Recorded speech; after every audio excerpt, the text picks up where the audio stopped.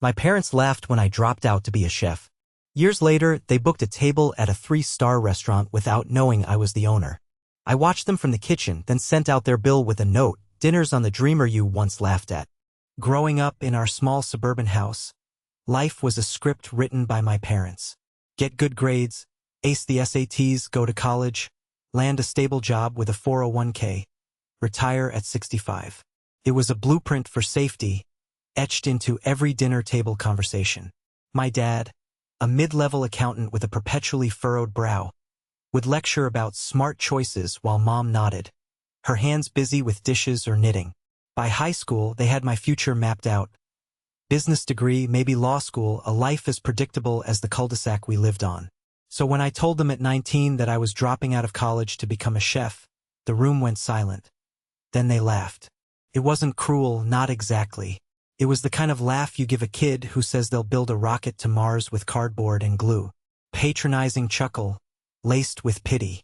"Cooking's a hobby, not a career," Dad said, leaning back in his recliner, his glasses reflecting the TV's glow. Mom was gentler but no less dismissive. "You're so smart, honey. Why waste that on a kitchen?"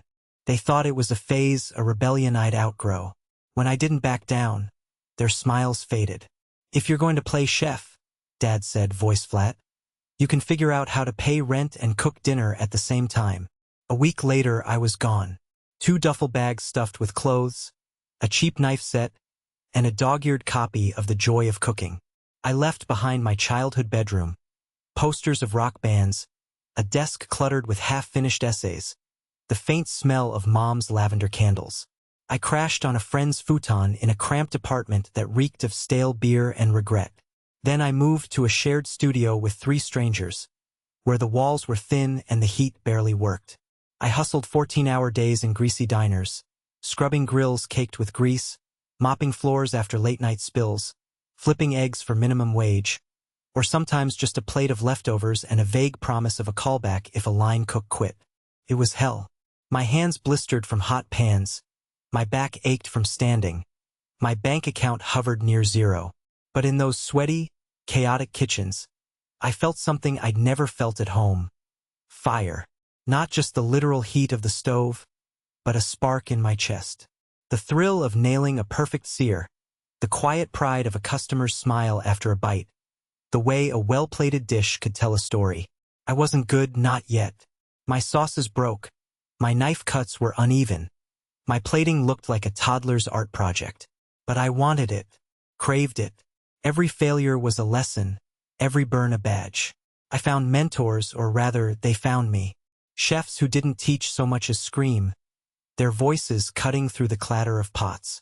Chef Marco, a wiry Italian with a temper like a grease fire, made me chop onions until my eyes stung and my fingers cramped, shouting, "Precision, kid! You're not tossing confetti." Chef Lena, who ran a French bistro, taught me sauces but broke me down first, forcing me to remake a beurre blanc 10 times until it was silk. They were brutal, but they saw something in me, a hunger that matched their own. I absorbed everything: techniques, flavors, the rhythm of a kitchen under pressure. It broke me, reshaped me, made me stronger. Years blurred together. I saved every dollar, stashing cash in a coffee can under my bed. Took side gigs, catering, food trucks, pop-up dinners in sketchy venues. Sold my beat-up Honda to buy better knives. Skipped vacations, holidays, birthdays. Missed my cousin's wedding, my aunt's funeral, my parents' 25th anniversary. I sent cards, but they went unanswered.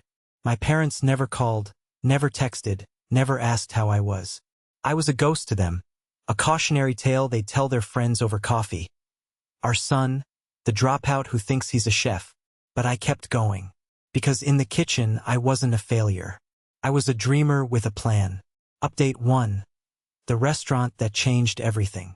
At 28, I took the leap.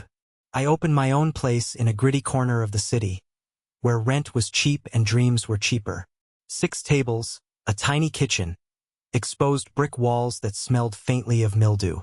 I called it Dream, one word, no frills, a nod to the kid who left home with nothing but a stubborn belief in himself. No PR, no investors, no safety net.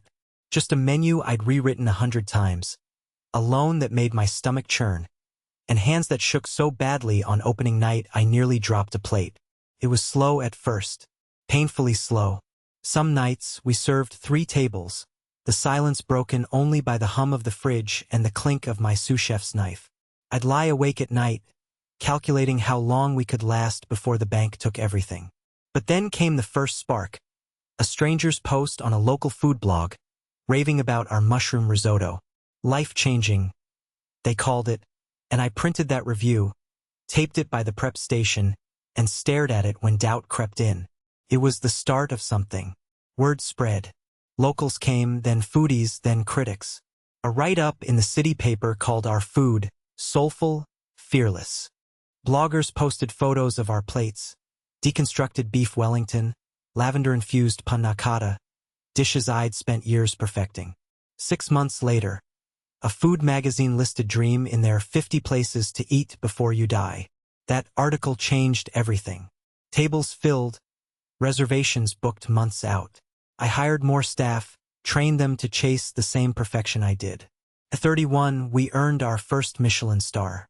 I framed the announcement, hung it in my tiny office, and cried for the first time in years. Not from sadness, but from the weight of it all. The second star came a year later, a blur of pride and exhaustion. The third? That was a war. The Michelin inspectors are ghosts, slipping in unannounced, judging every detail. The food, the service, the air itself. Every plate had to be flawless, every night a performance. The pressure was crushing, servers snapping, cooks burning out, me waking up at 3 a.m. to rewrite menus in my head. A single bad night could cost us everything. But we fought, refined, pushed harder. When the third star came, making Dream one of only 15 3-star restaurants in the country, I didn't celebrate. I just sat in the walk-in cooler, staring at my hands, wondering how the kid who'd been laughed out of his home had pulled it off. Dream wasn't just a restaurant. It was proof. Proof that I wasn't crazy, that the fire in my chest had been worth it. Update 2. The night they walked in. By year 5, Dream was a machine. Booked solid 3 months out. A staff of 20 who moved like a symphony. A menu that told my story. Grit, heart, and a little defiance. I'd stepped back from the line most nights, focusing on training younger chefs, tweaking dishes, dreaming up what came next. But some nights, I'd still cook, needing the heat of the stove to ground me. That night, I was in the kitchen, no reason other than a gut feeling. Around 7 p.m., my head server, Carla, poked her head through the service window, holding the reservation list. "You're not gonna believe this," she said, voice low. She slid the tablet across, pointing to a name, Robert and Diane Marshall. My parents. I froze. They'd booked under Dad's name, probably hearing about Dream from a friend or a magazine. We'd been in Food and Wine, Bon Appetit, even a Netflix special. But they didn't know I was the owner. How could they? We hadn't spoken in nearly a decade. Not a call. Not a text. Not a single word since I'd walked out. To them, I was still the kid who'd thrown his life away. I peered through the service window. There they were, at table 6, near the window with its view of the city lights. Dad, grayer now in a stiff blazer. Mom, her hair shorter, sipping a glass of Chardonnay. They were laughing, snapping selfies in front of the Dream logo painted on the wall, oblivious to the fact that I was 5 feet away, watching their every move. My hands shook, not from nerves, but from a decade of buried anger, hurt, and something else, pride. I wanted to walk out, to confront them, to ask why they'd never reached out. But I couldn't. My voice would crack. My eyes would betray me. So I did what I knew best. I cooked. I took over their order, start to finish. Seared scallops with a citrus reduction, braised short rib with truffle mash, a chocolate tart with a pistachio brittle so delicate it shattered at a touch. Every plate was a piece of me, years of sweat, sacrifice, and stubborn belief poured into each bite. I watched from the window as the plates hit their table, as they took their first bites, as their faces lit up. They didn't just eat, they savored, cleaned their plates, ordered dessert. When the check came, I grabbed a pen and a slip of paper. My hand trembled as I wrote, Dinner's on the dreamer you once laughed at. I tucked it into the leather billfold, told Carla to deliver it, and waited. She came back 10 minutes later, her eyes wide. They didn't say a word, she said. Just read it. Sat there, quiet. Your dad looked like he'd seen a ghost.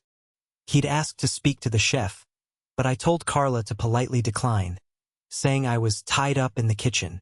They paid the tip, left, and didn't look back. Final. The silence after the applause. It's been 6 months since that night. No call, no letter, no email. I didn't expect one. My parents are old school. Pride runs deeper than regret, and apologies mean admitting they were wrong. I think, deep down, they knew they'd misjudged me. That note wasn't just a jab. It was a mirror, forcing them to see the kid they'd dismissed thriving in a world they'd never understood. I'm not angry anymore. Anger takes energy, and I've spent enough of that. The hurt lingers, though, like a bruise you don't notice until you press it. I think about them sometimes. Dad's stern voice, Mom's quiet disappointment, the way they talk about my future like it was theirs to decide. But I don't hate them. I just wish they'd seen me, really seen me, before I had to build an empire to prove I existed.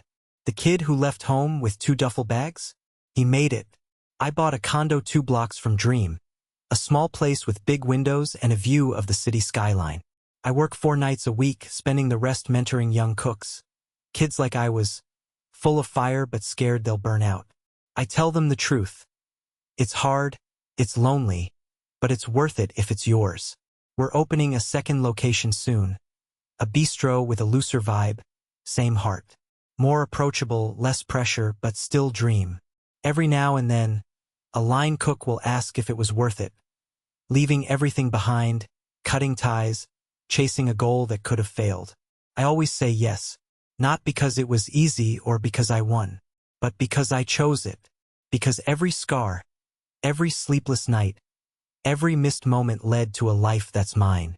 In the end, it wasn't about proving them wrong. It was about proving myself right.